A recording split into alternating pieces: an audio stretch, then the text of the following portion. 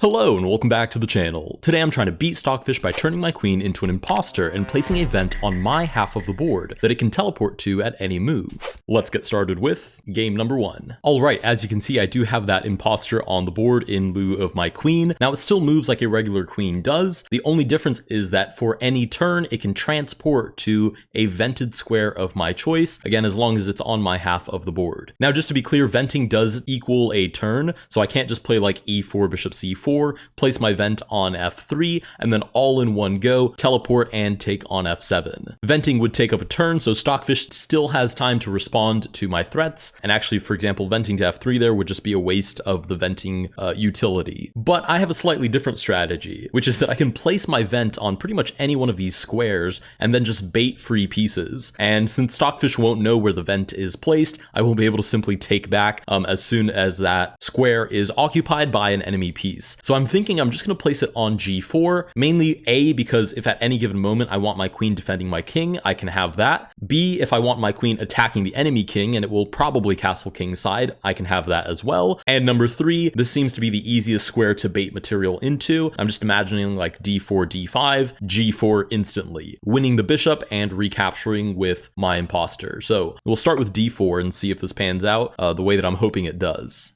Nice, we do in fact get d5. I've played Stockfish enough times now to have pretty much expected this move, so we will play g4.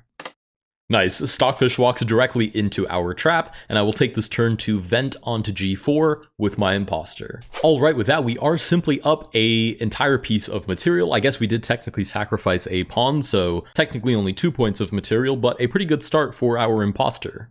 We are met with knight to f6, immediately threatening my most valuable piece by far, so I think I have really no choice here but to retreat. We'll go back to g3.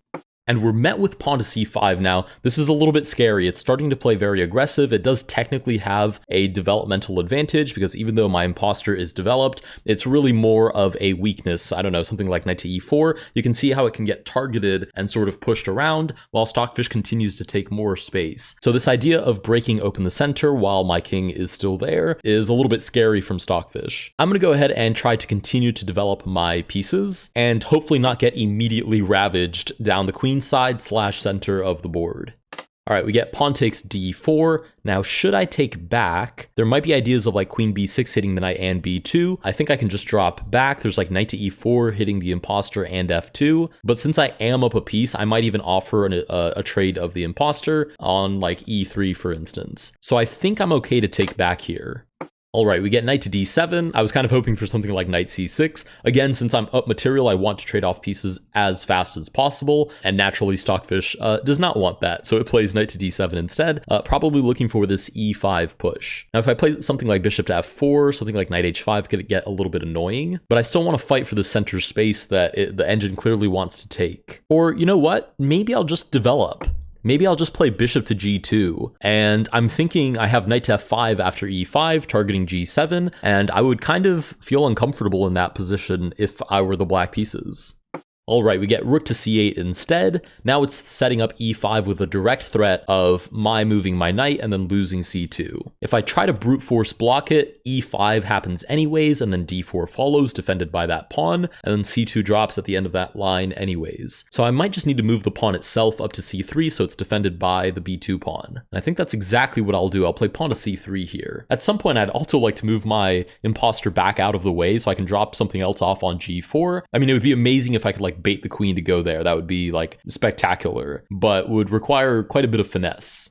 Alright, we do get pawn to e5 anyways. Now knight to f5, I'm just now considering g6 is kind of annoying, because where does this knight go? Back to h4, hanging out on the side of the board doesn't seem like the best place for my knight, and back to e3 seems even worse, obstructing the development of my bishop and allowing something like d4. So maybe I just have to move back to b3 anyways.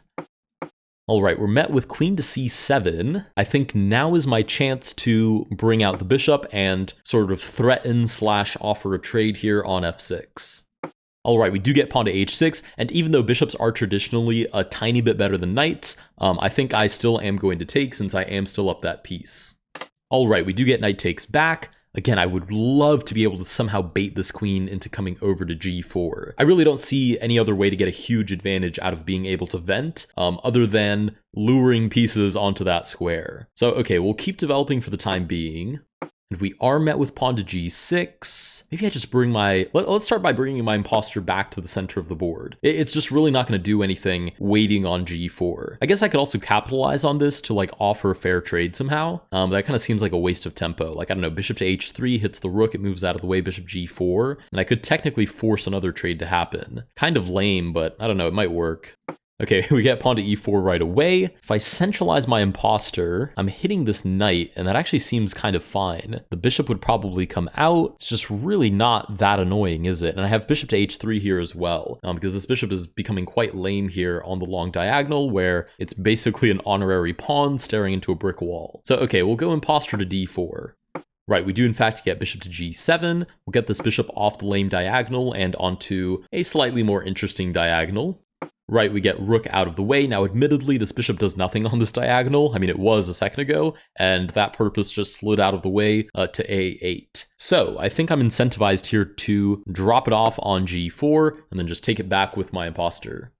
Oh, wait, we get king to f8, defending the bishop. I actually completely forgot that should it take, I also had imposter takes g7. Oh, that's really interesting. Okay, well, that's a legal move. Wow, interesting. Okay, I'm actually going to slide out of the way with check.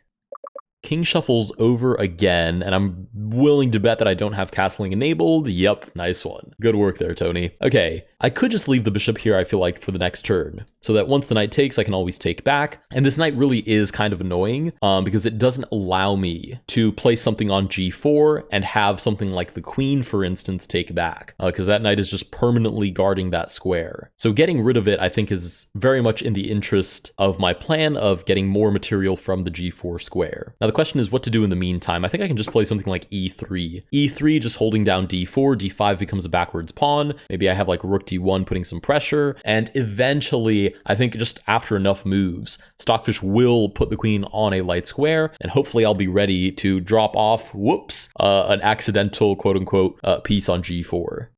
Naturally, Stockfish walks headfirst into my vent, and I will, of course, take back. Okay, with that, we've successfully removed the knight from defending g4, and I'm very hopeful that with a little sly maneuver, say imposter back to d1, then c2, I can eventually bait the queen, who I really have my eyes on, back onto g4.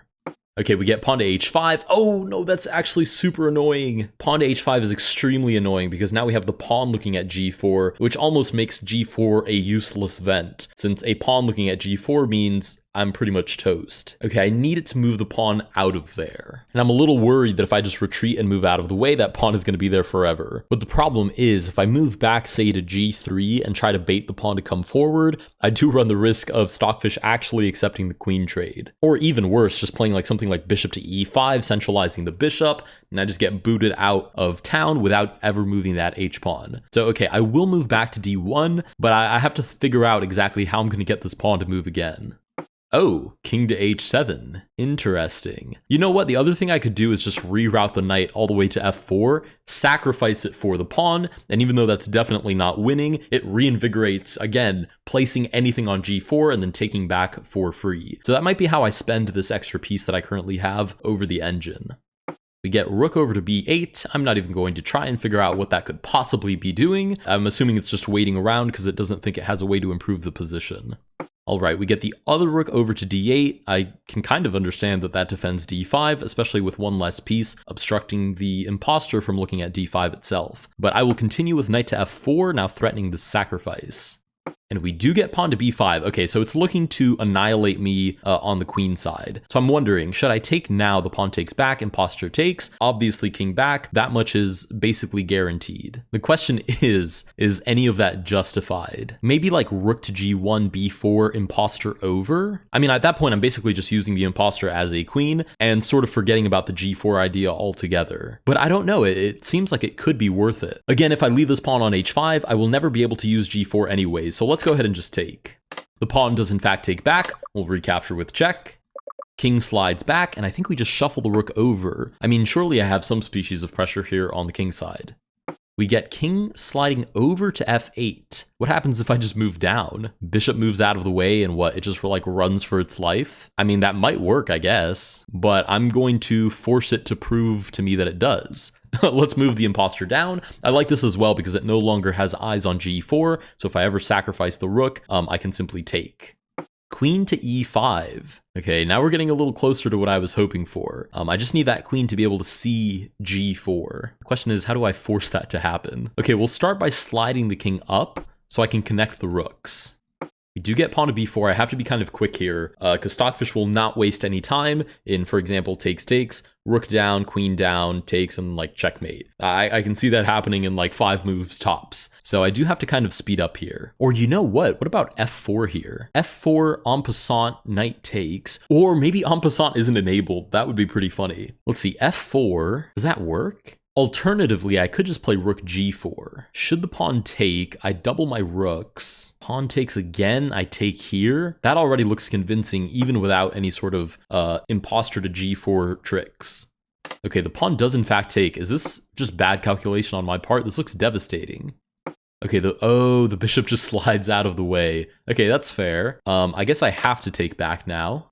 And the king moves out of the way. Ooh, okay. Spicy and dicey. Now, wait a second. What if I play here? Bishop surely will take. Rook takes back. And then in the perfect world, I get queen to e6. So I can accidentally drop my rook off on g4. In the imperfect world, I get queen to f6. And then that whole thing was just me losing the exchange for literally no reason. But I'd be willing to bet it can work. Not to mention, I am equal in material in a position where Stockfish has mate in probably just a couple of moves. So I kind of have to go for it here. No way we get queen to e6 right away. Why on earth did not take? Was that convincing for me somehow? Okay, we get queen to e6 immediately. I almost can't even explain this, but it's almost like it knows. It's almost like, and it does it. It's literally not coded to know, but it almost feels like it knows that I'm playing for tricks on g4. Okay, what if I just give it to it outright? I'm literally just handing you free material. We get queen to a6 check. What?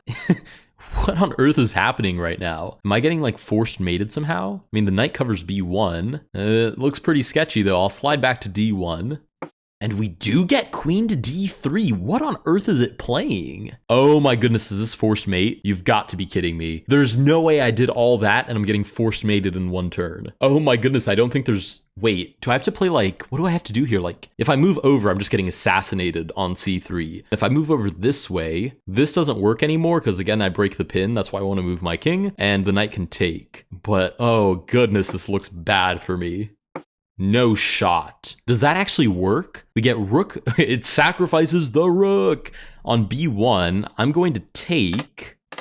It takes back on b1. Obviously, I have no choice but to move back up out of the way. Oh my goodness, and it has bishop c3 mate. All the while, my imposter is left looking like an absolute fool on h7, and I have no defense, so I will slide back. And with that, we do actually lose to Stockfish, even with an imposter that literally hands out free material. If you guys did enjoy this video, please consider liking and subscribing. Let me know down below if I should try this again, and if I should have chosen a different square, or if there's a different strategy that you think I should try out for this challenge. Again, thank you guys so much for watching, and I'll see you guys in the next one.